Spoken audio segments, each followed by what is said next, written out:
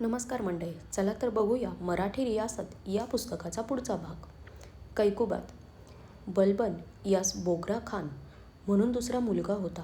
तुगरल खानास मारल्यावर हा बंगालच्या कारभारावर होता. त्याने मरणसमयी बापाजवळ येऊन राहण्याची पर्वा केली नाही, म्हणून महमूदाच्या मुलास आपल्या पाठीमागे राज्यावर बसवावे असे बलबनने मरणसमयी ठरवून ठेविले होते. परंतु बलबन मरण पावल्यावर उमरावांनी बोगरा खानाचा मुलगा कैकुबात यास दिल्लीच्या तख्तावर कायम केले. कैकुबात देखणा व सौम्य होता. 17 वर्ष आजाने त्यास कडक बंदोबस्तात ठेवून हर एक प्रकारचे शिक्षण दिले होते. त्या अवधीत दारूची बाटली अगर सुंदर स्त्री कशी ती त्याच्या दृष्टीत सुद्धा पडली नव्हती. अशा मुलाच्या हातात एकदम सर्व राज्याची दौलत व हुकूमत आल्याबरोबर मग काय विचारायचे. तो नाना प्रकारच्या विलासात निमग्न राहू लागला. यमुना नदीच्या काठी एक विलास मंदिर बांधून तेथे तो सर्व काळ चैन करत असे. निजामुद्दीन म्हणून कैकुबातचा मुख्य कारभारी होता. त्याच्या हातात सर्व सत्ता होती. कैकुबादास काढून आपण राज्य बळकावे असा ह्या निजामुद्दीनचा घाट होता. पंजाब प्रांतात कैखुस्रू होता. तोही मोगलांच्या साहाय्याने दिल्लीच्या राज्य घेण्यास पाहत होता. पण या कामात त्यास यश न येऊन तो दिल्लीस असता निजामुद्दीनने त्यास ठार मारिले. नंतर बलबनच्या वेळच्या सर्व हुशार कामगारास निजामाने हळूहळू काढून लाविले. मोगल लोकास वश करून त्यांच्या राज्यात उपयोग करून घेतल्यास त्यांचा उपद्रव बंद होईल अशा समजुतीने बलबनने पुष्कळ मोगल लोक आपल्या फौजेत नोकरीस ठेविले होते. परंतु निजामाने या मोगल लोकांविषयी कैकुबातच्या मनात वाकडेपणा भरवून सर्वांस ठार मारिले. तथापि कैकुबातचा बाप बोखराखान जिवंत होता. त्याने आपल्या मुलास उपदेशपर पत्रे पाठवून राज्यावर संकटे काय काय आली आहेत ते स्पष्ट कळविले. पण निजामाच्या खटपटीने कैकुबात यास ती पत्रे पोचली सुद्धा नाहीत. शेवटी बोगरा खान मोठ्या प्रयासाने दिल्लीस येऊन आपल्या पुत्रास भेटला. तेव्हा पितापुत्रांच्या भेटी प्रेमाने होऊन निजामाचे सर्व कपट बाहेर पडले. त्याबरोबर आता बेतते आपल्यावर असे पाहून निजामाने विष घेऊन आत्महत्या केली. नंतर काही वेळपर्यंत कैकुबात शुद्धीवर होता. पण एकवार लागलेली वाईट सवय जाणार कशी.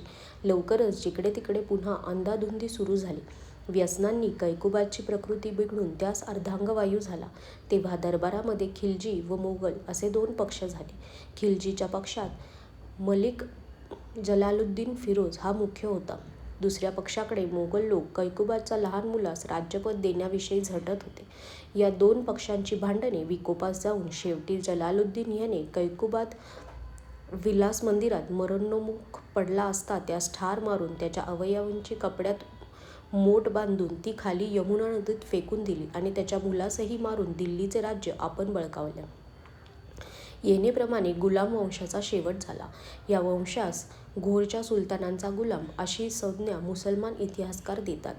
गुलाम वंशाची कामगिरी. गझनीचे सबुक्तगीन व महमूद यांनी हिंदुस्थानात प्रवेश केल्यास 300 वर्ष होऊन गेली. एवढ्या कालात देश जिंकण्यापलीकडे विशेष गोष्ट त्यांच्या हातून घडली नाही. गुलामवंशी सुलतानांनीच हिंदूंची पराक्रमी राज्ये पादाक्रांत केली. मूर्ती फोडणे व मशिदी बांधणे वगैरे कामे ते झपाट्याने करीत चालले. हिंदूंची मदत घेतल्याशिवाय मुसलमानांनी स्वतःच्या बळावर हिंदूस पादाक्रांत केले. दक्षिण हिंदुस्थानातील लोक व राजे उत्तरेस काय होत आहे हे पाहत स्वस्थ बसले होते. आपण उत्तरेच्या लोकास मदत द्यावी व मुसलमानास पुढे येऊ देऊ नये असे त्यांच्या मनात आले नाही. ह्यावेळची एकंदरीत लोकस्थिती कशी होती हे समजण्यास मार्ग नाही. मुसलमान इतिहासकार युद्धे व झगडे यापलीकडे फारसे वर्णन देत नाहीत. मुसलमान इतिहास तथापि नर्मदेच्या उत्तरेकडील सर्व देश पाडाव करण्याचे मोठे काम गुलाम वंशाने केले. गुलाम या शब्दात हल्ली तिरस्करणीय अर्थ आहे. गुलाम म्हणजे धन्याचा बंदा नोकर. त्यास स्वतंत्रता नाही व धन्याच्या मर्जीपलीकडे स्वतःचे जीवन नाही.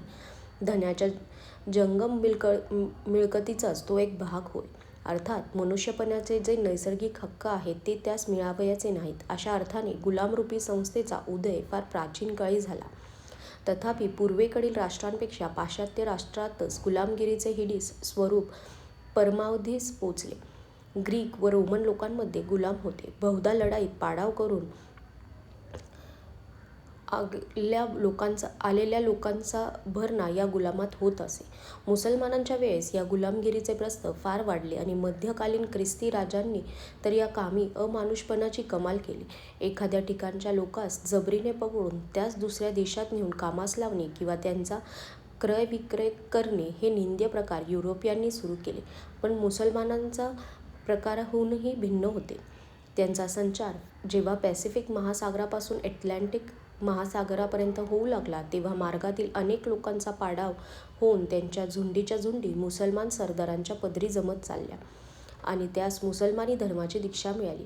अशा पाडाव झालेल्या लोकांनी दंगा वगैरे करू नये म्हणून पुष्कळदा त्यांची एकसाथ कत्तल करण्यात येई आणि कित्येकदा तैमूर लंगासारखे धाडसी व क्रूर पुरुष पाडाव केलेल्या लोकांचा शिरच्छेद करून त्यांच्या शिरांचे मनोरे बांधीत आणि अशा रीतीने विधर्मी लोकांवर आपली दहशत बसवीत. पण मुसलमानी धर्म व राज्य यांचा विस्तार करण्यास या गुलामांचाच उपयोग विशेष झाला. तुर्क अफगाणांच्या आमदानीत तर गुलामांची ही संस्था म्हणजे नावलौकिक व पराक्रम गाजवण्याची एक उपयुक्त शाळाच बनली.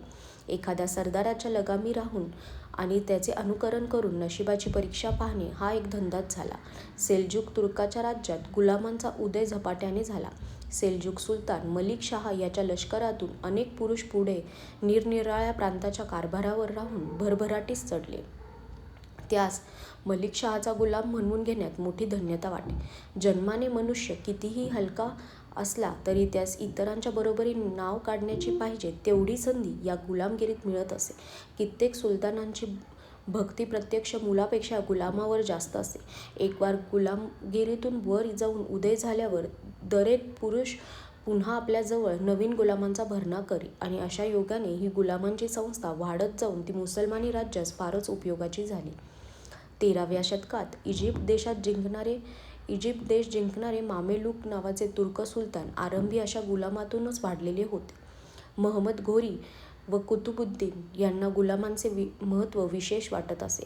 एकदा महमद घोरी आपल्या एका सोबत्याशी गोष्टी करीत बसला असता तो सोबती म्हणाला, "काय हो, आपणास मूल नाही ही केवढी दुःखाची गोष्ट. मूल असते तर आपल्या वंशाचे नाव तरी पाठीमागे राहिले असते." त्यावर घोरी सुलतानाने उत्तर दिले, "काय, मला मूल नाही म्हणता? माझी मुले हजारो आहेत.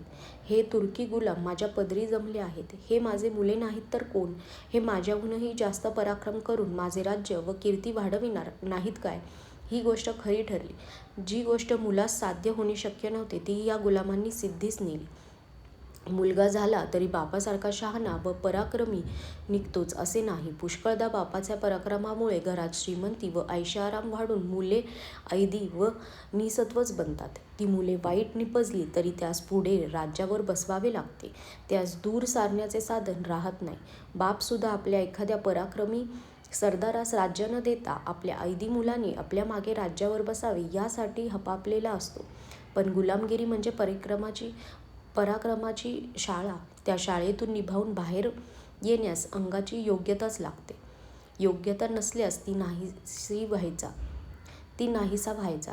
अशा प्रकारे जगाच्या व्यवहारात नशिबाच्या चाळणीतून गाळून निघाल्यावर जो निभावला तो गुलाम. मुसलमानांच्या वृद्धीस ही संस्था आशिया खंडात फारच उपयोगी पडली आणि अफगाण सुलतानास तर तीसपासून चांगलाच फायदा झाला.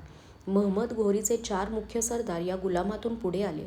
अफगाणिस्तानात एल्डोस, सिंध प्रांतात कुबाचा,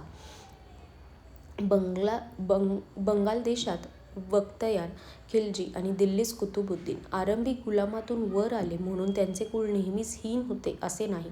सारांश: गुलामगिरीच्या पेशाला पाश्चात्य लोकांनी जो निंद्य अर्थ आहे तो पूर्वेकडच्या या मुसलमानी आमदानीत नव्हता हे ध्यानात ठेविले पाहिजे.